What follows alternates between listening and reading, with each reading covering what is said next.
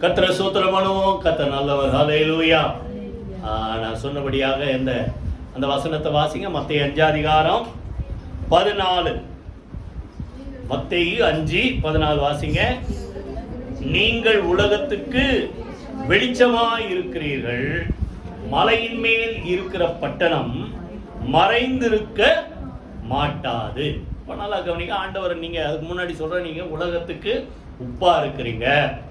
இங்க என்ன சொல்றாரு? நீங்க உலகத்துக்கு சொல்லுங்க வெளிச்சமா இருக்கிறீங்க. அப்போ அந்த வெளிச்சத்தை யாரால மறைக்க முடியாதுன்றதுக்கு எப்படி சொல்றாரு? மலை மேல ஒரு பட்டணம் இருந்தா அந்த பட்டணத்தை யாரால என்ன செய்ய முடியாது? மறைக்க முடியாது. அதே போல ஒரு விளக்கு கொளுத்தி டேபிளுக்குள்ள வைக்க மாட்டாங்க, டேபிள் மேல வைப்பாங்க, எல்லாருக்கும் அது வெளிச்சம் கொடுக்கணும். மரக்கால்ல மூடி வைக்க மாட்டாங்க, விளக்கு தண்டின் மேல வைப்பாங்க. அப்போ உங்க வெளிச்சம் எல்லாருக்கும் முன்பாக என்ன செய்யணும் சொல்லுங்க? பிரகாசிக்கணும். அது எல்லாருக்கும் தெரியற மாதிரி இருக்கும். உங்களுக்குள்ள இருக்கிற வெளிச்சத்தை யாரால என்ன செய்ய முடியாது சொல்லுங்க? மறைக்க முடியாது. ஏன்னா அதுக்குதான் ஒரு ஓமானமா சொல்றாரு. உங்க வெளிச்சம் எப்படி இருக்கும்? மலை மேல இருக்கிற சொல்லுங்க ஒரு பட்டணம் போல. அந்த மலை மேல இருக்கிற பட்டணத்தை மறைக்க முடியும். எல்லாருக்கும் ஈஸியா தெரியற மாதிரி. ஏற்கனவே சொன்னேன். பொதுவாகவே இப்போ வெயில் காலம் ஜாஸ்தி ஆயிடுச்சு. எல்லாருக்கும் என்ன ஆசை இருக்கும்? எங்க போலான்னு ஆசை இருக்கும்? ஆசையே இல்லையா? எங்க போலான்னு ஆசை இருக்கும்? கொடைக்கானல். ஒருத்தர் தான் சொல்றீங்க, ஒருத்தர் தான் கொடைக்கானல். வேற யார் மேல ஆசை இல்லையோ சொல்லுங்க? எங்க போலாம்? எங்க போலாம்? ஊட்டிக்கு போலாம், சிம்லா போலாம், காஷ்மீர் போலாம். ஏன் அது இதெல்லாம் ஏது மேல இருக்கு, அப்படித்தானே? மேல இருக்கு. அப்போ மேல இருக்கிற பட்டணத்துக்குள்ள ஒரு ஆசீர்வாதம் இருக்கு. 133 போன வாரமா அது முந்தின வாரமா படிச்சோம்ல சங்கீதம். சகோதரர் ஒருமித்து வாசம் பண்ற அங்க அது எப்படி இருக்குதான்? சீயோன் பர்வதத்தின் மேல இருந்து இறங்குகிற பனிக்கு ஒப்பா இருக்குது. அப்போ மலை மேல இருந்து இறங்குற பனி அது அங்க கர்த்தர் என்ன செய்யறா சொல்லுங்க? ஆசீர்வாதத்தையும் ஜீவனையும் கட்டளை எடுக்கிறார். ஆனால் தான் அந்த பனியை தேடிதான் ஆக்சுவலா நல்லா ஒரு என்ன சொல்றது, ரொம்ப இயற்கை விரும்புறவங்க இந்த சீசன்ல போக மாட்டாங்க. சிம்லா, காஷ்மீர்லாம் நல்லா அந்த ஸ்னோல விளையாடணும்ட்டு ஸ்னோ பெய்யுற டைம்ல போவாங்க. வெயில் காலத்துல போனா நல்லா இருக்கும் கிளைமேட். இங்க வெயில் வேணா, அங்க நல்லா கூலா இருக்கும். ஆனா இது ரொம்ப விருப்பம் உள்ளவங்க அந்த டிசம்பர் ஜனவரியில போவாங்க. பார்த்தா எங்க பார்த்தாலும் ஃபுல்லா பனி மூடி இருக்கும். அப்ப அந்த பனியே ஒரு ஆசீர்வாதம். புரியுதா? அப்போ அந்த மலையை தேடி போறாங்க. அதை போல நீங்க அநேக மக்களுக்கு ஆசீர்வாதமா இருப்பீங்க. அருமையான மோசே ஒரு வசனம் மாத்திரம் வாசிங்க. உபாகமத்தில் 33 அதிகாரம் எடுங்க. அந்த யோசேப்பை ஆசீர்வதிக்கும் போது சொல்றாரு பாருங்க, அது வானத்தின் செல்வத்தினாலும் பனியினாலும் ஆழத்துள்ள நீரூற்றுகளினாலும். அடுத்து சொல்றாரு ஆதி பர்வதங்கள். 15 வாசிங்க. ஆதி பர்வதங்கள் என்னது? மலை மேல இருக்கிற அங்க உண்டாகிற திரவியங்கள். அப்போ மலை மேல விளையிறதுக்கு ஒரு விசேஷமான. பொதுவாகவே நீங்க எல்லாம் எங்க போனீங்க? ஊட்டி, கொடைக்கானல், இந்த இன்னொரு என்ன இது நம்ம இதுக்கு போனோம் கேரளால முன்னார். இங்கெல்லாம் போனா என்ன செய்வாங்க? அங்க விளையிறது டீ தூள் வாங்கிட்டு வருவாங்க, மிளகு வாங்கிட்டு வருவாங்க, அடுத்தது என்ன வாங்கிட்டு வருவாங்க? ஏலக்காய் வாங்கிட்டு வருவாங்க. இதெல்லாம் அங்கதான் விளையுது. அப்போ அங்க சொல்றாரு பாருங்க, சொல்றாரு அங்க உண்டாகிற திரவியங்கள் நித்திய மலையில் பிறக்கும் அரும்பொருள்கள். அப்படின்னா என்ன அர்த்தம்? வேற எங்கேயும் கிடைக்காதது. அரும்பொருள்கள், கிடைக்க கூடாத அருமையான விலையேறப்பட்ட பொருட்கள் அங்க கிடைக்குது. அப்போ அதை தேடி மக்கள் போற மாதிரி உங்களை தேடி சொல்லுங்க வாயை திறந்து மக்கள் வருவார்கள். கைகளை வைத்து கத்துற சூத்திரம். இந்த மலை பிரதேசம்லாம் பாத்தீங்கன்னா அங்க விற்பாங்க. எல்லா இடத்துலையும் கேரட் விற்பாங்க. குட்டி குட்டியா இருக்கும். அது சும்மாவே சாப்பிடலாம் அப்படியே கழுவிட்டு. அவ்வளோ டேஸ்டா இருக்கும். புரியுது? நம்ம இப்போ நம்ம ஊர்ல கேரட் வாங்க என்ன செய்யறோம்? அதை என்ன செய்யறோம்? சமையல் பண்ணி தான் சாப்பிட்றோம். அந்த கேரட்டு குட்டி குட்டியா இருக்கும், சும்மாவே சாப்பிடலாம். தேங்காயோட டேஸ்டா இருக்கும். அப்போ அதை போல அந்த மலை மேல இருக்கிறத விசேஷப்படுத்துறாரு ஆண்டவர். சொல்றாரு உங்களுக்குள்ள இருக்கிற வெளிச்சம் பின்னால இன்னும் அநேக காரியத்தை பார்க்கும். அதெல்லாம் மலை மேல இருக்கிற பட்டணம் மாதிரி யாரால என்ன செய்ய முடியாது சொல்லுங்க? மறைந்திருக்க முடியாது. உச்சிதமான கோதுமை நான் என்ன தேனு? தேன் எல்லா இடத்துலையும் கிடைக்கும். நீங்க எங்கேயா போனீங்கன்னா இப்போ இந்த இது மெட்ரோ ரயில் பார்த்தீங்கன்னா அந்த ஈக்காட் தாண்டல் கிட்ட போனீங்கன்னா அது கீழே அந்த பிரிட்ஜு கீழே தேன் கூடு. எத்தனை பேர் பார்த்துருக்கீங்க? அவ்வளோ பெருசா அதுவும் அங்கேயும் தேன் கிடைக்கும். ஆனால் எது ரொம்ப ஸ்பெஷலு? மலை தேன். கை வைத்து கத்துற சூத்திரப்போ எல்லாமே ஆண்டவர் உங்களை சாதாரண மக்களாக வைக்க விரும்பல, சொல்லுங்க, விசேஷமான மக்களாக இருக்க விரும்புகிறார். நீங்க மலையை போல உயர்ந்திருப்பீங்க. அந்த உயர்வை தேடி உங்களுக்குள்ள இருக்கிற நன்மைகளை, ஆசீர்வாதங்களை தேடி மக்கள் வருவார்கள். அதை யாரால என்ன செய்ய சொல்லுங்க? மறைக்க முடியாது. ஒரு வசனம் மார்க் 7ஆம் அதிகாரம் 24 26 வரைக்கும் நீங்க வாசித்து பாருங்க. அவர் வீட்டுக்குள்ள இருக்கிறாரு. என்ன நினைச்சாரோ தெரியல, கொஞ்சம் ரெஸ்ட் எடுக்கணும்னு நினைச்சாரோ தெரியல. ஆனா ஆண்டவரே சொல்றாரு, மனுஷகுமாரனுக்கு தலை சாய்க்க கூட என்ன இல்லை, இடம் இல்ல. இன்னொரு இடத்துல பார்த்தா சாப்பிடுறது கூட அவருக்கு டைம் இல்லை. புரியுதா? அவர் மறைந்திருக்கும் அப்படின்ட்டு நினைச்சாரு. அங்க அந்த வார்த்தை இருக்கு, யாராவது ஒருத்தர் வாசிங்க. ஆனாலும் அவரால் மறைவாய் இருக்க கூடாது இருந்தது. இப்போ ஆண்டவருக்குள்ள நன்மைகள் நிறைய இருந்ததால அந்த நன்மையை தேடி மக்கள் வந்துகிட்டே இருக்கிறாங்க. அவர் கொஞ்சம் ரெஸ்ட் எடுக்கணும்னு நினைச்சா கூட அவரால் என்ன செய்ய முடியல, சொல்லுங்க, மறைவா இருக்க முடியல. அப்போ உங்களுக்குள்ள இதெல்லாம் இருந்தா உங்களை தேடி வருவாங்க. உங்களை யாரால என்ன செய்ய முடியாது, சொல்லுங்க, மறைக்க சொல்லுங்க முடியாது. ஆனா ஒன்னே ஒண்ணு, நீங்க மறைக்க கூடாது. கரெக்டா? நீங்க என்ன செய்யக்கூடாது, மறைக்க கூடாது. மத்தேயில பாத்தீங்கன்னா 25 அதிகாரத்தை எல்லாருக்கும் தாளந்து கொடுத்தாரா? 5 தாளந்து ஒருத்தனுக்கு, 2 தாளந்து ஒருத்தனுக்கு, 1 தாளந்து ஒருத்தனுக்கு. அங்க போட்டு அவனவன் திறமைக்கு தக்கதாக. அப்ப எஜமானுக்கு தெரியும், இவன் 5 வச்சு இவனால வியாபாரம் பண்ண முடியும். அடுத்தவன் கொஞ்சம் அது, ஆனா அவனை 2 வச்சு மேனேஜ் பண்ண முடியும். இன்னொன்னு கொஞ்சம் வீக்கு, அவன் 1 கொடுத்தா போதும் அப்படின்ட்டு அந்த திறமைக்கேற்றபடி சொல்றாரு. நான் சுருக்கமா எல்லாம் சொல்றேன். கொடுக்குறார். கொடுத்தவன் 5 வாங்கினவன் இன்னும் 5 சம்பாதிச்சான். 5 தாளந்து. ஒரு தாளந்துனா கிட்டத்தட்ட 40 கிலோ கோல்டோ வெள்ளியோ வச்சுங்க. புரியுதா? அப்போ நல்லா கவனிங்க. இன்னொருத்த என்ன செய்யறான், 2 வாங்கினவன் 2 சம்பாதிச்சு கொடுக்குறான். அடுத்தவன் 1 வாங்கினவன் என்ன பண்ணான் சொல்லுங்க, மண்ணுக்குள்ள மறைச்சு வச்சான், புதைச்சு வச்சுட்டான். எத்தனை பேர் புரியுது? நீங்க ஆண்டவருக்கா பிரயோஜனமா இருக்கணும்னு நினைச்சா உங்களை யாரால என்ன செய்ய முடியாது, மறைக்க முடியாது. மலை மேல இருக்கிற பட்டணம் போல. ஆனா நீங்களே நான் அதெல்லாம் செய்ய மாட்டேன் அப்படின்ட்டு நீங்க மறைச்சு வச்சா, திறமை இருக்கிறதா தான் கொடுத்துட்டு போறாரு. ஒண்ணு இவன் என்ன பண்ணிட்டான், மறைச்சு வச்சுட்டான். அவனுக்குள்ள குணம் பின்னால சொல்றாரு, எஜமான் பொல்லாதவனும் சோம்பலுமான ஊழியக்காரனே அப்படின்னு. அப்போ முதல்ல அவனுக்கு என்னது சொல்லுங்க, சோம்பேறித்தனம். நீங்க எல்லாருக்கும் ஸ்கூலுக்கு போனோம்னா சோம்பேறித்தனம் வராது. ஏன்னா கேட்டை மூட்டுவாங்க. வேலைக்கு போனோம்னா சோம்பேறித்தனம் வராது இல்ல, இல்லைன்னா சம்பளம் கொடுக்க மாட்டான். ஆனா சர்ச்சுக்கு போனோம்னா எப்போ வேணாலும் போகலாம். நான் சொல்ல, நீங்க தான் சொல்றீங்க சோம்பேறித்தனம் இல்ல. அது சரி, அதை விட்டுருங்கன்றேன். சோம்பேறித்தனத்தை விட்டுருங்க. அடுத்தது பொல்லாதவன். அவன் என்ன பொல்லாத போனான்னா, ஒருவேளை பொறாம கூட வந்திருக்கணும்.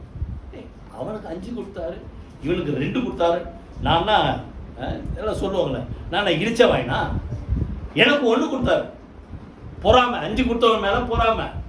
ஆனா 5 கொடுத்தவன் 5 சம்பாதிச்சு கொடுத்தார்ல. புரியுதா? அடுத்தது இன்னொரு பொறாம, இவர் பாட்டு இவர் போவாராம் ஊருக்கு, நான் சம்பாதிச்சு இவருக்கு கொடுக்கணுமா. இதை போல எத்தனை பேர் நினைக்கிறீங்க? நான் எதுக்கு அவருக்கு சம்பாதிச்சு கொடுக்கணும்? அதை சொல்றாரு, நீர் விதைக்காத இடத்துல அறுக்கிறவர், தெளிக்காத இடத்துல சேர்க்கிறவர்னா என்ன அர்த்தம்? புரியுதா? நீங்க கொடுத்ததை நான் உங்களுக்கு சம்பாதிச்சு கொடுக்கணுமா அப்படின்ற நினைப்பு. இந்த நினைப்பெல்லாம் விட்டுருங்க. புரியுதா? நல்லா கவனிங்க. நீங்க உண்மையா இருந்தா அந்த 5 சம்பாதிச்ச அந்த ப்ராஃபிட், இன்னும் சொல்லப்போனா முதல் சேர்த்து யாருக்கு கொடுத்தா தெரியுமா? முதலும் லாபத்தையும் சேர்த்து அதை வேலை செஞ்சவனுக்கு கொடுத்துட்டாரு. 10 தாளந்து உள்ளவனுக்கு கொடுங்கன்றார். அப்படின்னா அர்த்தம், 5 எஜமான் கொடுத்தது, 5 இவன் லாபம் என்னது, வருமானமா சம்பாதிச்சது. அப்போ அவன் உழைப்புக்கு பலன் யாருக்கு கிடைச்சது? அவன் உழைச்சதால அவனுக்கே கிடைச்சது. கை வைத்து கர்த்தருக்கு ஸ்தோத்திரம் போனோம். அதனால யாருக்கோ செய்யறேன்னு நினைக்காதீங்க. நீங்க எதை செய்தாலும் வாயத்துல சொல்லுங்க, கர்த்தருடைய நாமத்தின் மகிமைக்கென்று செய்யுங்க. அது உங்களுக்கு எப்படி இருக்கும் சொல்லுங்க, ஆசீர்வாதமா. நீங்க அப்படி இருந்தா உங்களை யாரை என்ன செய்ய முடியாது சொல்லுங்க, மறைக்க முடியாது. ஒண்ணு, நீங்க எதை என்ன செய்யாதீங்க, மறைச்சு வைக்கணும்ட்டு என்ன செய்யாதீங்க இருக்காது. இப்போ திருப்பி அந்த வசனத்துக்கு வாங்க, மத்தேயு 5 அதிகாரம் வாங்க. எதை மறைக்க முடியாதுன்றாரு? உங்க வெளிச்சத்தை யாரால என்ன செய்ய முடியாது சொல்லுங்க, மறைக்க முடியும். ஏன்னா மலை மேல இருக்கிற பட்டணம் போல அந்த வெளிச்சம் எல்லாருக்கும் வெளிச்சம் கொடுக்கும். விளக்கு தண்டை உயரமான இடத்துல வைக்கும் போது அந்த வெளிச்சம் எல்லாருக்கும் கிடைக்கிற மாதிரி உங்களுக்குள்ள இருக்கிற வெளிச்சத்தை யாரால என்ன செய்ய முடியாது சொல்லுங்க, மறைக்க முடியாது. வேகமா நேரம் இல்லாத நானே நிறைய சொல்லிடுறேன். வசனம் மாத்திரம் நோட் பண்ணீங்க. நீதிமொழிகள் 4 அதிகாரம் 18, 19 நீங்க எடுத்து படிச்சு பாருங்க. நீதிமான்களுடைய வாழ்க்கை பாதை எப்படி இருக்குமா, நடுப்பகல் வரைக்கும் அதிகமா இருக்கிற சூரிய பிரகாசம் போல இருக்கும். அப்போ 6 மணிக்கு ஒரு சன்லைட் வருது, 7 மணிக்கு இன்னும் பிரைட், 8 மணிக்கு இன்னும் பிரைட், 9 மணிக்கு இன்னும் பிரைட், 10 மணிக்கு இன்னும் பிரைட், 12 மணிக்கு நிக்க கூட முடியாது. அப்போ அதை போல உங்க வெளிச்சம் இருக்க என்ன செய்யும், அதிகமாகி கொண்டே இருக்கும். ஆனா நீதிமானா இல்லாத நெகட்டிவா துன்மார்க்குடைய பாதை எப்படி இருக்குமா, காரிருளை போல இருக்கும். புரியுதா? அப்போ நல்லா கவனிங்க. உங்களுக்குள்ள வெளிச்சம் இருக்குதுன்னா அதை யாரால என்ன செய்ய முடியாது, மறைக்க முடியாது. இருக்க அதிகமா. இன்னொரு இடத்துல சொல்றாரு ஆண்டவர், அந்த வெளிச்சம் எங்க இருந்து வருது? யோவான் 8:12 சொல்றார், நான் உலகத்தில் இருக்கையில் உலகத்துக்கு என்னவா இருக்கிற ஒளியாய் இருக்கிறேன். கவனிங்க, நீங்க ஆண்டவர் என்ன சொல்றாரு, நான் உலகத்துக்கு ஒளியா இருக்கிறேன். இங்கிலீஷ்ல பார்த்தா லைட் தான் இருக்கும். இப்ப இங்க வெளிச்சத்துக்கு என்ன இருக்குது, அதுவும் லைட் தான் இருக்கும். அப்போ தமிழ் மொழி ரொம்ப நல்ல மொழி இல்ல, ரெண்டுத்துக்கும் வித்தியாசம் இருக்கா தெரியும்? எத்தனை பேர் புரியுது? வெளிச்சத்துக்கும் ஒளிக்கும் வித்தியாசம் இருக்கு தெரியுமா? அங்க அடிக்குது லைட்டு, அது ஒளி. புரியுதா? அது அடிக்கிறதால என் முகத்துல ஒரு பிரைட்னஸ் இருக்குது, அது வெளிச்சம். இதே போல நிறைய பில்டிங் பார்த்துருப்பீங்க, எங்கேயும் லைட் அடிக்கும். இதுக்கு போனா நயாகரா ஃபால்ஸ் போனா அங்கிருந்து கனடால இருந்து லைட் அடிக்கிறான். அது யுஎஸ்ல இருக்கிற அந்த நயாகரா ஃபால்ஸ் அந்த ஊத்துற தண்ணி மேல அடிக்குது கலர் கலரா. அப்ப தண்ணியில வெளிச்சம் வருது. புரியுதா? அது எங்க இருந்தோ வருது, அது ரிஃப்ளெக்ட் ஆகுது. தண்ணியே அப்படியே கலர் கலரா தெரியுது, கலர் லைட். எத்தனை பேர் புரியுது? அப்போ ஒளி யாரு சொல்லுங்க? இயேசு. அவர் உங்களுக்குள்ள இருந்தா நீங்க மற்றவங்களுக்கு எப்படி இருப்பீங்க? வாயத்துல சொல்லுங்களேன், வெளிச்சமாய் இருப்பீர்கள். கையில வீதிகத்துல சூத்திரமானோமா. இது இன்னும் புரியணும்னா இப்போ வாசிங்க, வாசிச்சதான் புரியும். 2 கொரிந்தியர் 4 அதிகாரம் எடுத்துங்க. அவர் தான் உலகத்துக்கு ஒளியா இருக்கிறார். அந்த வெளிச்சம் எதுல, அந்த ஒளி எதுல இருக்குது? சுவிசேஷத்துல இருக்கு. அதாவது இயேசு கிறிஸ்துவை பற்றிய பிரசங்கம், அவரை பற்றி நற்செய்தி. இதை கேட்டா மனிதர்கள் என்ன செய்வார்கள்? பாவம் மன்னிக்கப்படுவார்கள், ரட்சிக்கப்படுவார்கள், பாவத்திலிருந்து விடுதலையாக்கப்படுவார்கள். ஆனால் அந்த வெளிச்சம், அந்த ஒளி அவங்களுக்குள்ள வராதபடிக்கு இந்த உலகத்தின் அதிபதியாக பிசாசு கண்களை மனக்கண்களை என்ன செய்தான் சொல்லுங்க, குருடாக்கி வச்சிருக்கிறார்.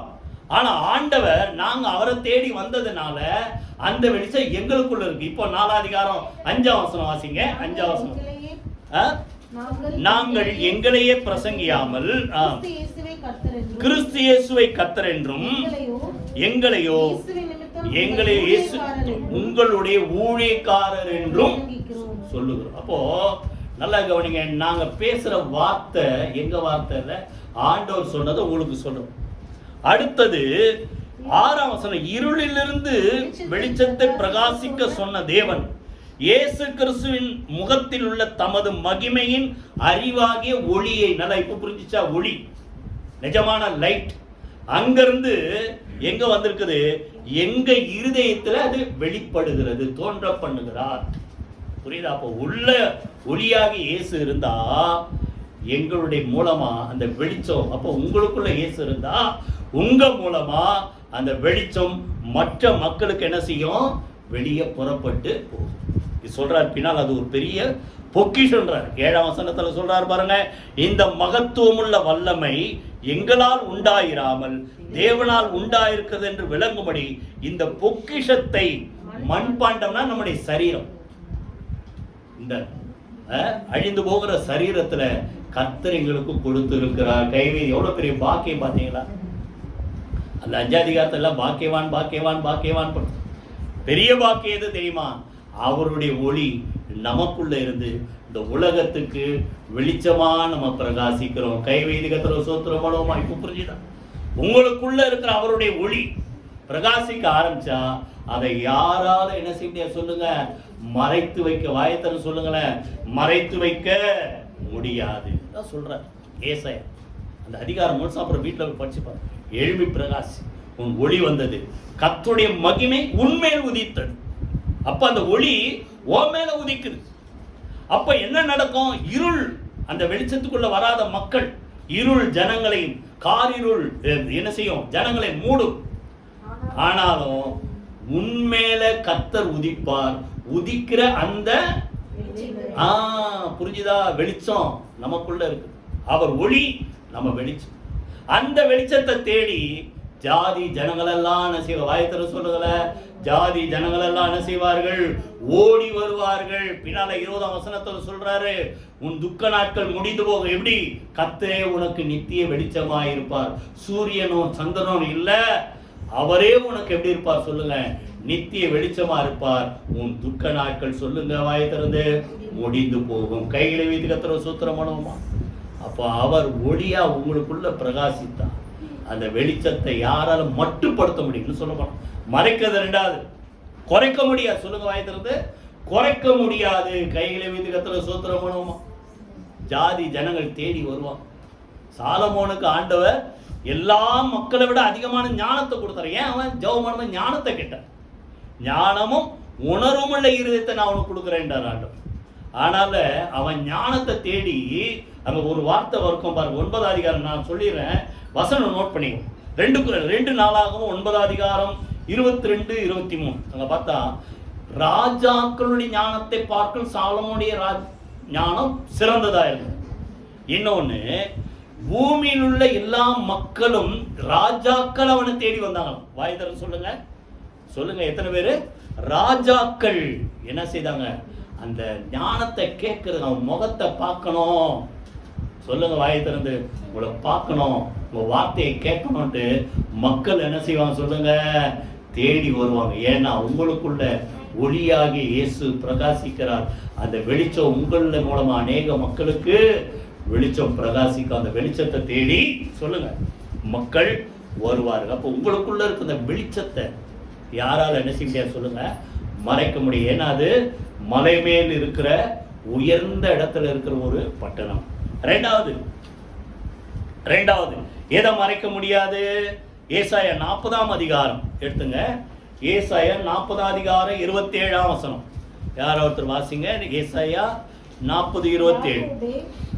யாக்கோபே, என் வழி கர்த்தருக்கு மறைவாய். இஸ்ரவேலே, நீ என்ன சொல்ற? அவர் பேசல, நீ சொல்றது சொல்றார். என் வழி கர்த்தருக்கு மறைவாயிற்று என்றும் என் நியாயம் என் தேவனத்தில் எட்டாமல் போகிறது என்றும் நீ சொல்வானேன். ஏன் சொல்ற அப்படி? எத்தனை பேர் சொல்றீங்க? என் வழி யாருக்கும் தெரியல, ஆண்டவருக்கே தெரியலன்ற. கர்த்தருக்கு மறைவா இருக்குது. என்னுடைய நியாயம் எங்க எட்டல, கர்த்தர்கிட்ட எட்டல எப்படின்னு ஏன் சொல்றேன்ற? அப்படின்னா என்ன அர்த்தம்? நீ சொல்றது நிஜம் இல்லை. எத்தனை பேர் புரியுது? அப்போ உங்க நீதி, உங்க நியாயம், நீங்க போகிற பாதை யாருக்கு நிச்சயமா தெரியும் சொல்லுங்க? ஆண்டவருக்கு தெரியும். அந்த நீதிய, நியாயத்தை, உங்களுடைய நேர் வழிய யாரால என்ன செய்ய முடியாது சொல்லுங்க? தடை செய்ய, வாயத்தர் சொல்லுங்களேன், தடை செய்ய முடியாது. உங்க நீதி நியாயம் கிடைக்கலன்னு நினைக்கிறீங்க, ஆனா நிச்சயமா கர்த்தர் நீதி செய்கிற தேவன். அவருக்கு காத்திருக்கிறவர்கள் சொல்லுங்க, அவருக்கு காத்திருக்கிறவர்கள் பாக்கியம். புரியுதா? நீதி செய்கிற தேவன். நினைக்கிறோம் டிலே ஆனோடனே என் நியாயத்தை யார் கேட்கிறாங்க? என் நியாயம் எங்க எங்க வெளிப்படுது? இப்போ சங்கீதத்துல ஒரு 2 வசனம் வாசிங்க. 37ஆம் சங்கீதம் எடுத்துங்க. 37ஆம் சங்கீதம் 6ஆம் வசனம். யாராவது வாசி. 37:6. நல்லா கவனிங்க. நம்முடைய நீதியை ஆண்டவர் என்ன செய்வாரா சொல்லுங்க? அந்த வெளிச்சம் திருப்பி வந்துச்சு. சரி, வெளிச்சத்தை போலவும் உன் நியாயத்தை பட்ட பகலை போல விளங்க பண்ணுவார். ஆனா நீ என்ன செய்? கர்த்தரை நோக்கி அந்த நீதி வெளிப்படுற வரைக்கும் அமர்ந்து காத்துரு, எரிச்சல் அடையாத. இன்னைக்கு பிரச்சனை என்ன தெரியுமா? நமக்கு வர வேண்டிய நியாயம் கிடைக்கலன்னா என்ன வருது? சொல்லு வருது. கோவம் தான் விட பரவாயில்ல, எரிச்சல் வரக்கூடாது. கோவம் வருது இல்ல? என்ன சொல்றாரு ஆண்டவர்? டிலே ஆகுது, எவ்வளவு நாள் காத்திருக்குது? எரிச்சல் அடையாத சொல்றாரு. கோபத்தை நெகிழ்ந்து உக்கிரத்தை விட்டுவிடு, பொல்லாப்பு செய்ய ஏதுவான எரிச்சல் உனக்கு வேணாம். அப்படின்னா என்ன அர்த்தம்? எனக்கு வர வேண்டிய நியாயம் நியாயமா வர வேண்டியது எனக்கு கிடைக்கல, வேற ஒருத்தர் வேற வழியில போய் அதை பிடிக்கிட்டான். அப்ப அவன் மேல கோவப்பட்டு நீ எந்த வழியில போயிடாத. புரிஞ்சுது அந்த வசனம்? நீ எந்த வழியில போயிடாத, பொல்லாப்பு செய்யணும்ட்டு அந்த வழியில நீ போயிடாத. அவன் வழி வேற, உன் வழி வேற. புரியுதா? ஆண்டவர் சொல்றாருல்ல, உங்கள் வழிகளை பார்க்க என் வழிகள் உயர்ந்தது. அவருக்கு மாத்திரம் இல்லை, நமக்கும் உலகத்து மக்களுக்கும் வித்தியாசம். அவன் வழியில நம்ம போக கூடாது. கை வைத்து கத்துற சூத்திரமானவமா, புரியுதா? ஆனால் அவன் குறுக்கு வழியில போய் அதாவது ஏதோ அதை அச்சீவ் பண்ணிட்டான், நானும் போவேன், போவாத. புரியுதா? கர்த்தருக்கு காத்துரு, அவர் உன் நியாயத்தை வெளிச்சத்தை போல பட்ட பகல போல என்ன செய்வார் சொல்லுங்க? விளங்க பண்ணுவார். யோபுல ஒரு 2 வசனம் வாசிங்க. 27 அதிகாரம் 5.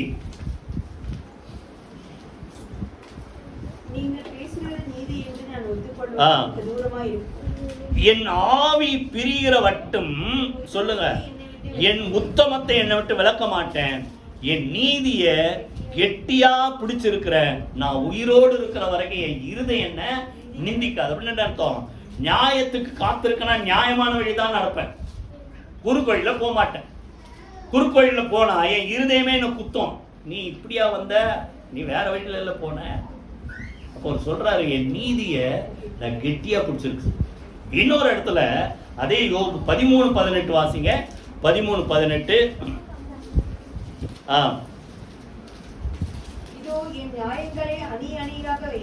என் நியாயங்களை அணி அணியாக வைத்தேன், என் நீதி விளங்கும் என்று நான் அறிவேன். நல்லா கவனிங்க, உங்களுக்கு ஒரு நம்பிக்கை இருக்கணும். டிலே ஆனாலும் என்னுடைய நீதியை கர்த்தர் விளங்கப்போல். வாயத்தர சொல்லுங்க, என்னுடைய நியாயத்தை அவன் 1000 குறுக்கு வழியில வந்து அதை மூட நினைச்சாலும் மறந்துடாதீங்க. உங்க வெளிச்சத்தை மறைக்க முடியாது. உங்களுக்கு வர வேண்டிய நீதி நியாயத்தை யாராலும் மறைக்க முடியாது, தடை செய்ய சொல்லுங்க முடியாது. எனக்கு நீதி கிடைக்கும்ட்டு நான் அறிந்திருக்கேன், எனக்கு ஒரு கேரண்டி இருக்குதுங்க. ஆண்டவர் நிச்சயமா அநியாயம் செய்ய மாட்டார், எனக்கு நியாயம் செய்வார். கைகளை வைத்து கர்த்தர் ஸ்தோத்திரம் பண்ணுவோமா? புரியுதா? இப்போ இன்னும் சொல்லுவாங்க உலகத்துல, டிலேடு ஜஸ்டிஸ், அதாவது லேட்டா வந்த நீதி அது நீதியா இருக்காது. புரியுதா? இப்போ உலகத்துல தான் இருக்கு. ஒருத்தன் திடீர்னு ஒரு பிரச்சனைக்குன்னு கோர்ட்டுக்கு போனா எப்போ அது வருஷ கணக்கில் இருக்கும். இன்னும் சொல்லுவாங்க, அப்பா ஆரம்பிச்ச கேஸ புள்ள நடத்துற அளவுக்கு போயிடுமா. போனதில்லை, அப்படி உலகத்துல சொல்லுவாங்க. புரியுதா? அப்படி இல்லை. ஆண்டவர் எப்படி செய்வார் சொல்லுங்க? வாயத்தில் இப்போ ஒரு வசனத்தை வாசிங்க. ஏசாயா 16:5. ஏசாயா 16:5 வாசிங்க. 16:5. கிருபையினாலே சிங்காசனம் ஸ்தாபிக்கப்படும், நியாயம் விசாரித்து. நல்ல கவனிங்க, நம்ம ஆண்டவர் யார் சொல்லுங்க? நியாயம் விசாரிக்கிற. எப்படி? துரிதமா. வாயத்தில் சொல்லுங்களேன், துரிதமா, ஸ்பீடா, சீக்கிரமா நியாயம் செய்வான். இதுதான் அங்க சொல்றார். அந்த விதவை அநீதி உள்ள நியாயாதிபதி. அவனுக்கு முதல்ல அவனே ஒரு நீதியான ஆள் இல்லை. லூக்கா 18 அதிகாரத்துல 1-8 வரைக்கும் நீங்க படிச்சு பாருங்க. அவன் அநீதி உள்ள நியாயாதிபதி. ஆனா தொந்தரவு பண்றதுல அடிக்கடி வந்து இந்த அம்மா என்கிட்ட கேட்டுக்குதே, சரி இந்த அம்மாவுக்கு ஏதோ ஒரு நீதி செய்யணும்ட்டு மனசுல நினைச்சான். செஞ்சாங்க கூட போடல, மனசுல நினைச்சான். அநீதியுள்ள நியாயாதிபதி மனசுல அப்படி நினைச்சான்னா, தம்மை நோக்கி இரவு கூப்பிடுறீங்கல்ல, ஆண்டவரே என் நீதியை விளங்க பண்ணுங்க, என் நியாயத்தை விளங்க பண்ணுங்க, பட்ட பகலை போல சீக்கிரம் வரன்னு சொன்னீங்களே, சீக்கிரமா நியாயம் செய்வேன்னு சொன்னீங்களே அப்படின்ட்டு இரவும் பகலும் கூப்பிடுற உங்க விஷயத்துல, புரியுதா, நீடிய பொறுமை இல்லாதவரா இருந்து நியாயம் செய்யாமல் இருப்பாரோ சொல்லுங்க. இப்போ சீக்கிரத்திலே, வாயத்திர சொல்லுங்களேன், சீக்கிரத்திலே அவர்களுக்கு என்ன செய்வார் சொல்லுங்க? நியாயம் செய்வார். வாயத்திர சொல்லுங்க, நீதியை மறைக்க முடியாது. என் நியாயத்தை மறைக்க முடியாது. துரிதமாய் நீதி செய்கிற தேவன் எனக்கு என்ன செய்வார் சொல்லுங்க? சீக்கிரத்துல நியாயம் செய்வார். சீக்கிரம்ன்றது எப்படி? சீக்கிரம்ன்றது எப்படி? இன்னைக்கு கேஸ் போட்டா நாளைக்கு முடிஞ்சிருமா? அவ்வளவு சீக்கிரம் அதுவும் இல்லை. புரியுதா? சீக்கிரம்னா நல்லா கவனிங்க. நீங்க சலிப்பாவதுக்கு முன்னாடி சொல்லுங்க, இல்லைன்னா நீங்க ஏமாற்றம் அடைவதற்கு முன்பாக, இல்லைன்னா இனிமேல் இதெல்லாம் என்ன பார்க்க எனக்கு ஆவதுதான் ஆகட்டும் அவ்வளவுதான் அப்படின்ட்டு நீங்க கைவிரிக்கிறதுக்கு முன்னால, அதான் சீக்கிரம். இப்போ ஒரு வசனம் வாசிங்க. மத்தேயு 12ஆம் அதிகாரம் எடுத்துங்க. மத்தேயு 12ஆம் அதிகாரம் 20-21 ரெண்டு வசனம் வாசிங்க. மத்தேயு 12ஆம் அதிகாரம் 20-21. ஆமா, சீக்கிரம் கிடைக்கணும்ன்ற நியாயம் எவ்வளவு சீக்கிரம்ன்ற சொல்றாரு. நியாயத்திற்கு ஜெயம் கிடைக்க பண்ணுகிற வரைக்கும் நெறிந்த நாணலை முறிக்காமலும் மங்கி எரிகிற திரியை அணைக்காமலும் இருப்பார். நியாயம் கிடைக்குமா கிடைக்குமா கிடைக்குமா கிடைக்குமான்ட்டு அந்த நாணல் அப்படி நெறிந்து அப்படின்னு அர்த்தம், வளைஞ்சு வளைஞ்சு கொடுக்கும். ஆனா அது கொஞ்சம் பிரேக் ஆயிடுச்சு, உடஞ்சிச்சு லேசா. இதுக்கப்புறம் மண்ணோட மண்ணாய் போக வேண்டிதான். ஆனா ஆண்டவர் சொல்றாரு, அந்த நிலைமையில நீ இருந்தா கூட உனக்கு சீக்கிரத்துல ஆண்டவர் என்ன செய்வார் சொல்லுங்க? நியாயம் கிடைக்க பண்ணுவார். அது சொல்றாரு, அது கிடைக்கிற வரைக்கும் நெறிந்த கொஞ்சம் அடிபட்டுருது, காத்திருந்து கொஞ்சம் டேமேஜ் ஆச்சு. அதை என்ன செய்ய மாட்டா சொல்லுங்க? முறிக்காமல் மங்கி எரியுது. கிடைக்குமா கிடைக்காதா, நடக்குமா நடக்காதா, அந்த மங்கி எரிகிற திணியை என்ன செய்ய மாட்டார் சொல்ல? விளக்க அணைக்க மாட்டார். கை வீதிகத்துல சூத்திரமும் அதான் பின்னால சொல்றாரு. இப்படி புறஜாதிகள் அவரிடத்தில் எப்படி இருப்பாங்களா? நம்பிக்கை வைப்பார்கள். கை வீதிகத்துல சூத்திரமும் எவ்வளவு சீக்கிரம் நியாயம் செய்வார் சொல்லுங்க? உங்க நம்பிக்கை அற்று போகிறதுக்கு முன்பாக, அவ்வளவுதான் இனிமேல் நடக்காதுன்ட்டு நீங்க கைவிரிக்கிறதுக்கு முன்பாக கர்த்தர் உங்க நியாயத்தை விளங்க பண்ணுவார். அது யாராலும் என்ன செய்ய முடியாது சொல்லுங்க? மறைக்க முடியாது. இதை குறித்து தொடர்ந்து நான் பைபிள் டெய்லி ரெகுலரா படிக்கும். அப்போ வரும்போது அந்த 2 ராஜாக்கள் 4ஆம் அதிகாரத்துல சூனேம் ஊராம் அந்த அம்மாவுக்கு ஒரு பிள்ளை பிறந்தது இல்லை, பிள்ளை பிறந்தது. கடைசியில் என்னாச்சு? அந்த பிள்ளை செத்து போச்சு. அதுக்கப்புறம் எலிசாவை தேடி வராங்க, திருப்பி உயிரோடு எழுப்பிட்டார். இதுக்கப்புறம் பார்த்தா 8ஆம் அதிகாரம் நீங்க படிச்சு பார்த்தீங்கன்னா எலிசா என்ன சொல்றாரு? தேசத்துல பஞ்சம் வரும்போது இந்த இடத்துல இருக்காது, நீ எங்கேயாவது போய் பொழைச்சிக்கொண்டாரு. பொழைச்சிக்கொண்டு இந்த அம்மா போய் திருப்பி பஞ்சம்லாம் வந்தோடனே வீடு ஊரெல்லாம் மாறி இருக்கோம்ல, யாரும் வந்திருப்பாங்கல்ல, நிலத்துல எவனும் இருப்பான், வீட்டுல எவனும் இருப்பான். உடனே ராஜா கிட்ட போய் முறையிடலாம். நீங்க அப்புறம் படிச்சு பாருங்க, 8ஆம் அதிகாரம் 1ல படிச்சு பாருங்க. முறையிடலான்ட்டு அந்த மாதிரி ராஜாவை தேடி வரும்போது அந்த டைம் பார்த்து அங்க இருக்கிற ராஜா எலிசா கிட்ட வேலைக்காரனா இருந்த கேயாசியை கூப்பிட்டு, எலிசா என்ன நல்லாமா பண்ணாருப்பா சொல்லுப்பா அப்படின்னு. இவன் அந்த டைம் எவ்வளவு செஞ்சிருக்காரு. அந்த டைம் பார்த்து எதோ சொல்றான் பாருங்க. எதை சொல்றான்?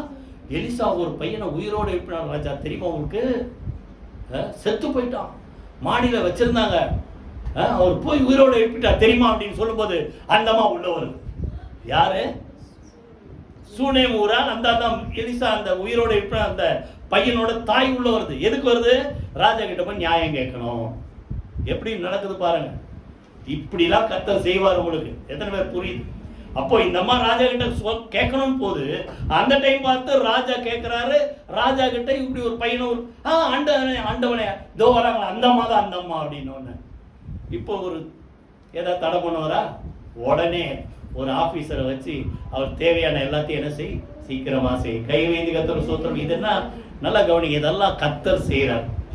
எனக்கு அனுகூலம் நடுவிலே தேவன் என் பட்சத்துல இருக்கிறார். கைகளை வீதி கர்த்தர் சோத்திரம். வெளிச்சத்தை தடை பண்ண முடியாது. உங்களுக்கு வர வேண்டிய நீதி நியாயத்தை யாரால என்ன செய்ய முடியாது? மறைக்க முடியாது. 3வது கடைசியா 1 தீமோத்தேயு 5ஆம் அதிகாரம் 25 யாராவது வாசிங்க. 1 தீமோத்தேயு 5ஆம் அதிகாரம் 25. அப்படியே சிலருடைய நற்கிரியைகளும் வெளியரங்கமா இருக்கும், அப்படி இராதவைகளும் மறைந்திருக்க மாட்டாது. அப்படியே போது அப்ப முன்னாடி வசனம் வாசம், துர்க்கிரியைகள் வெளியரங்கமாகும் அப்படித்தானே போட்டிருக்கு. சிலருடைய பாவங்கள் வெளியரங்கமாகிறது, நியாயத்திற்கு முந்திக் கொள்ளும். புரியுதா? அப்போ பாவத்துக்கும் பலன் உண்டு. நிச்சயமா ஒரு நாள் என்ன செய்யும்? அது வெளியரங்கமாகும். பலன் உண்டு.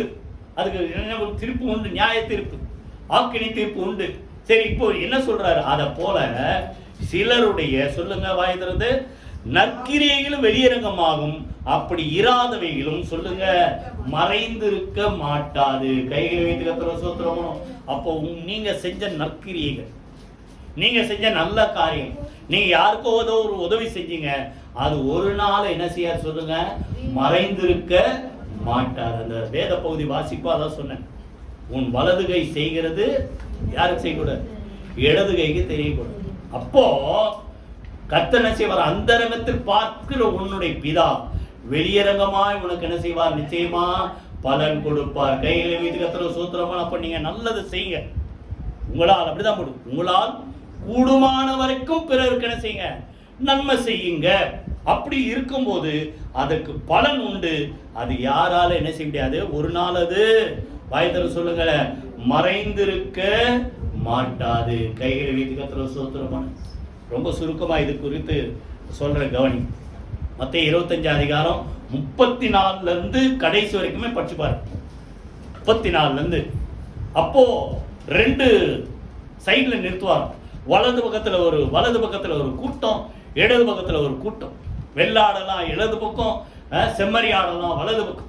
நிறுத்திட்டு வலது பக்கத்தில் இருக்கிற பார்த்து சொல்லுவாங்களாம், என் வாருங்கள் என் பிதாவினால் ஆசீர்வதிக்க. வசனம் நோட் பண்ணி மத்தேயு 25 34 இருந்து 40 வரைக்கும். அது பாயிண்ட். அதுக்கப்புறம் வேற நெகட்டிவ். புரியுதா? வாருங்கள் ஆசீர்வதிக்கப்பட்டவர்களே. அப்ப சொல்றாரு, நான் பசியா இருந்தேன், எனக்கு சாப்பாடு கொடுத்தீங்க. நான் தாகமா இருந்தேன், தாகத்தை தீர்த்தீங்க. வியாதியா இருந்தேன், என்ன பார்க்க வந்தீங்க. காவல்ல இருந்தேன், என்ன விசாரிக்க வந்தீங்கன்னு இவங்களாம் கேட்பாங்களாம், ஆண்டவரே நீங்க எப்போ பசியா இருந்தீங்க? நீங்க தான் 5 அப்பா 2 மீனை வச்சு 5000 புருஷர் எப்படி எல்லாருக்கும் கொடுக்கிறவராச்சு, நீங்க எப்போ பசியா இருந்தீங்க அப்படின்னு கேட்கும்போது, எப்ப நீங்க தாகமா இருந்தீங்க கேட்கும்போது ஆண்டவர் என்ன சொன்னாரு? சிறியரில் ஒருவனுக்கு எதை செய்தீர்களோ அதை எனக்கே செய்தீர்கள். கையை வைத்து கர்த்தரை ஸ்தோத்திரம் சொல்றாரு. அப்போ அதற்கு பலன் ராஜ்யத்தை கர்த்தர் என்ன செய்வார் சொல்லுங்க? சுதந்திரமாக தருவார். கைகளை வைத்து கர்த்தரை ஸ்தோத்திரம். புரியுதா? அப்ப யாருக்கும் தெரியல. புரியுதா? ஆனா ஆண்டவர் என்ன சொல்றாரு? நீ அவனுக்கு செய்யலப்பா, யாருக்கு செஞ்ச? எனக்கு செஞ்ச. அப்போ யாருக்கு செய்ய மாட்டேன்னு நினைக்கிறீங்களோ அது யாருக்கு செய்ய மாட்டேன்றது சொல்லுங்க. ஆண்டவருக்கு நான் செய்ய மாட்டேன். நான் பசியா இருந்தேன், எனக்கு என்ன கொடுக்கல? சாப்பாடு கொடுக்கல. நான் தாகமா இருந்தேன், எனக்கு தாகத்தை தீர்க்க வரல. நான் வியாதியா இருந்தேன், என்ன விசாரிக்க. புரியுது? அப்போ யார வேணான்னு அசட்டை பண்றீங்களோ அதை யார அசட்டை பண்றோம் சொல்லுங்க? ஆண்டவரை அசட்டை பண்றோம். அதனால சொல்றாரு ஆண்டவர், சொல்லுங்க நற்கிரியைகள் மறைந்திருக்க முடியாது, நிச்சயமா அதற்கு உண்டு பலன் உண்டு. இப்ப இன்னும் ஒரு காரியத்தை பார்த்துட்டு நம்ம முடிப்போம். அப்போஸ்தலர் நடபடிகள் 9ஆம் அதிகாரத்துல நீங்க தொற்கால் அப்படின்ட்டு ஒரு அம்மா இருக்கும். 36 இருந்து 41 வரைக்கும் படிச்சுப்பாங்க. தொற்கால் என்னும் ஒரு சீஷி இருந்தால், யாரா எடுத்தீங்களா? அதை நான் 36 அப்போஸ்தலர் 9:36. கிரேக்க பாஷையிலே தொற்கால் என்று அர்த்தம் கொள்ளும் தபீத்தா, அந்த மாதிரி 2 பேர். தபீத்தா, தொற்கால் சீஷி இருந்தா. அவள் நல்ல கவனிங்க, அவள் எப்படிப்பட்டவள்? நற்கிரியைகளையும் தர்மங்களையும் மிகுதியாய் செய்து கொண்டு வந்தாள். புரியுதா? பொருளை பத்தி அவன் ஜெபம் பண்றார். அப்போ தேவ தூதன் அனுப்பி ஆண்டவர் சொல்றாரு, கொர்நேலியே உன் ஜெபமும், சொல்லுங்க என்ன சேர்த்து சொல்றாரு, உன் ஜெபமும் உன் தான தர்மமும் தேவனுடைய சந்நிதியிலே நினைந்தருளப்பட்டது, அதுக்கு பலன் தரும்படி நான் வந்திருக்கேன். ஏஞ்சல் அனுப்பி சொல்றார், பதில் சொல்றான். ஆண்டவர் சும்மா இருப்பாருங்க. ஆண்டவர் சொல்றாரு அது போல இங்க தபீத்தாள், தொற்கால் மிகுந்த தான தர்மங்களையும் அடுத்தது நற்கிரியைகளை செய்து வந்தால். சரியா? நற்கிரியை செய்யும் போது இங்க பாத்தீங்கன்னா அந்த அம்மா என்னாச்சு? செத்து போச்சு. உடனே யாருக்கு சொல்லி அனுப்புறாங்க? அப்போ சபைக்கு யாரு? பேதுரு தான் தலைவர். பேதுருக்கு சொல்லி அனுப்பினோடனே அவர் தேடி வரார். அந்த யோப்பா பட்டணத்தை தேடி வரும்போது அந்த வீட்டுக்கு வந்தோடனே அந்த அந்த அம்மா செஞ்ச அந்த ஆடையெல்லாம், ட்ரெஸ் எல்லாம், அங்கேயெல்லாம் கொண்டு வந்து கொடுக்குறாங்க. இதெல்லாம் இந்த அம்மா தான் செஞ்சாங்க. ஒருவேளை அப்படி செஞ்சு செஞ்சு விற்று நிறைய ஏழைகள் கொடுத்துருப்பாங்கன்னு நினைக்கிறேன். அப்படின்னு உடனே பேதுரு மனசு தாங்கலை. உடனே இந்த அம்மா எவ்வளோ நல்லது செஞ்சுருக்குது, இந்த அம்மாவுக்கு ஒரு நல்லது செய்யணுன்ட்டு உயிரோட மரித்து போன உயிர் தொற்கால என்ன செய்தார் சொல்லுங்க, வாயத்திலிருந்து உயிரோட எழுப்பினார், கையில வைத்து. இதுக்கு மேல என்ன இருக்கும் புரியுதா? நற்கிரியைகள் என்ன கொண்டு வாயத்திர சொல்லுங்க, பலன் உண்டு. ஆண்டவர் இங்க ஒரு இடத்துல விருந்து வந்து இருக்கிறார். மார்க் 14 அதிகாரம் நீங்க படிச்சு பாருங்க. விலையேறப்பட்ட கலங்கம் இல்லாத உத்தம தைலம் உள்ள ஒரு தைலத்தை கொண்டு வந்து உடைச்சி ஆண்டவர் பாதத்தில் ஊத்திடுறாங்க அம்மா. உடனே எல்லாம் என்ன சொல்றாங்க, இவ்வளோ காஸ்ட்லியான ஒரு சென்ட் இல்லை, சென்ட்னால சும்மா விரல்ல வச்சு இங்க தடவுனால அவ்வளோ வாசனை. இந்தமா பாதத்தில் உடைச்சி ஊத்திடுச்ச, இதை இப்படி பணத்தை வேஸ்ட் பண்ணிச்சு. அதனுடைய விலை சொல்றாங்க 300 பணமா. எத்தனை பணம் சொல்லுங்க? 300 பணம்னா ஒரு பணம் ஒரு நாளுடைய என்னது சம்பளம். ஒரு பணம் தான் வேலைக்கு சம்பளம் கொடுத்தாரு. நீங்க அதெல்லாம் பைபிள்ல இருக்கு. அப்போ ஒரு ஆளுக்கு நீங்க சம்பளம் எவ்வளோ? 1000 ரூபா குறைஞ்சது. இதுதான் ஒரு கொத்தனார் போனா 1000 ரூபா, ஒரு தச்சர் போனா 1000 ரூபா. அப்போ 300 1000 எவ்வளோ? 3 லட்சம். நான் அப்படிலாம் கணக்குக்காக சொல்றேன். அது எவ்வளோ காஸ்ட்லி. அப்போ கணக்கு போடுறாங்க, இவ்வளோ காஸ்ட்லியை வேஸ்ட் பண்ணிடுச்சு இந்த அம்மா. இந்த 3 லட்ச ரூபா இருந்தா எவ்வளோ ஏழைகளுக்கெல்லாம். அதுவும் நற்கிரியை தான் அவன் நினைச்சது. அப்ப நல்லா கவனிங்க, அப்படி செய்யறதும் நற்கிரியை தான். நீங்க ஆண்டவர் நாமத்துல அவருக்குன்னு செய்யறதும் நற்கிரியை. கை வைத்து கத்துற சூத்திரமனோமா, புரியுதா? அப்போ அவங்க அப்படி பேசும்போது ஆண்டவர் சொல்றாரு, இவளை ஏன் தொந்தரவு படுத்துறீ? அந்த ஒரே ஒரு வார்த்தை மாத்திரம் யாராவது எடுத்தீங்கன்னா வாசிங்க. 14 அதிகாரம்